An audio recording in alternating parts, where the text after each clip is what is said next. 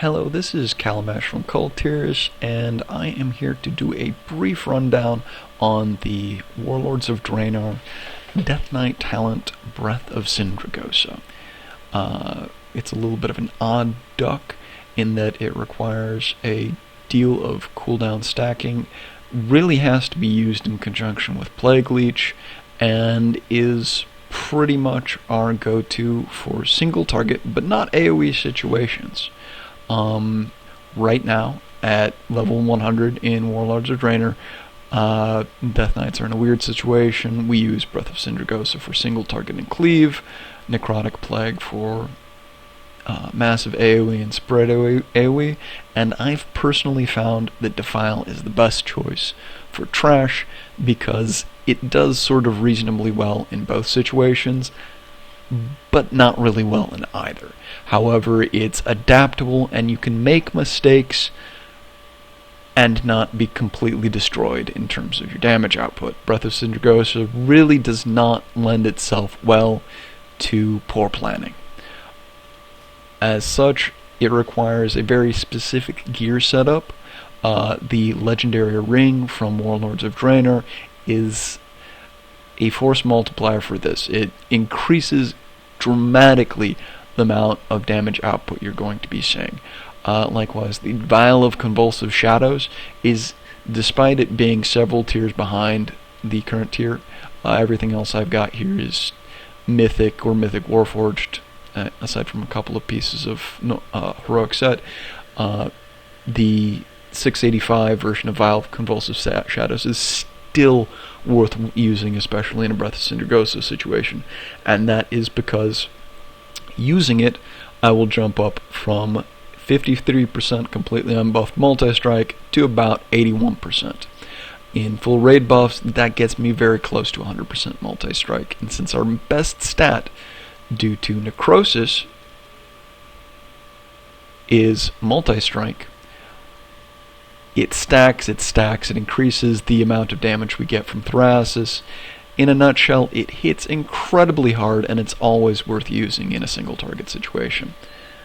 That said, the primary talents we're going to use for this are Army of the Dead, which is going to be used before pull almost exclusively for the rune of power it gives. The damage is nice, but Army of the Dead's been nerfed extensively from the point where it started out in Wrath of the Lich King. Other ones are Empower Rune Weapon. This is going to be a strategic use talent and will often only get used during your opener or during an extremely long fight in your third use of Breath of Sindragosa, because it's going to be at least 5 minutes in, and you're only going to see it up for your third Breath of Sindragosa if your raid is holding off on ring usage. Breath of Sindragosa talent itself, Summon Gargoyle is just part of the opener and is not going to contribute or detract from the Breath of Sindragosa usage in any meaningful way. However, I'm going to use it anyway. Draining Strength Potion is absolutely vital because anything that multiplies your strength is going to multiply the damage that you're going to output. Festering Strike, Scourge Strike, to a lesser extent Death Coil. Death Coil you will only be using during Breath of Sindragosa use if you have a sudden doom proc, and only if that sudden doom proc comes at a point where you cannot use any of your other abilities. It's kind of a last down the line kind of thing. The other things you're going to be wanting to use are Outbreak and / Plague Strike, which is going to be used to apply your diseases. You're going to also be using Plague Leech to remove diseases and get yourself back some runes. You're also going to want to use Blood Tap. At least I like using Blood Tap because it's a very powerful talent. It allows a lot of control in terms of AoE and allows a lot of control in terms of managing what happens and when. Other than that, if your target is in execute range, you are going to want to substitute Soul Reaper for Scourge Strike in almost every situation, if you can get the extra damage off.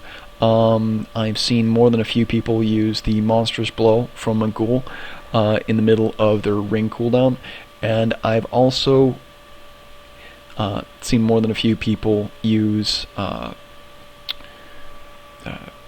that on high parses. So right now I'm going to go tentatively saying if you can sneak it into your rotation without stopping optimal damage output, use it.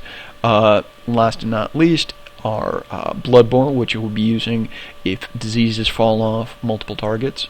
Right now the standard rule of thumb is if diseases are not ticking on 2 or more targets, Blood Boil. If you can hit 3 targets, I believe, you always switch to Blood Boil over Scourge Strike. So if we were in a 3-target cleave like Iron Maidens in Blackrock Foundry, you would want to use Blood Boil.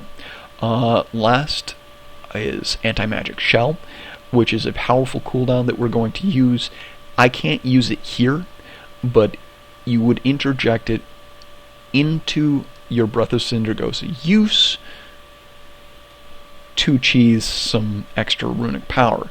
There are certain bosses in Hellfire Citadel, in particular, where you can stand in goo prior to a pull, wait until the little debuff shows up on your screen, pop Anti-Magic Shell, and then get a bunch of runic power.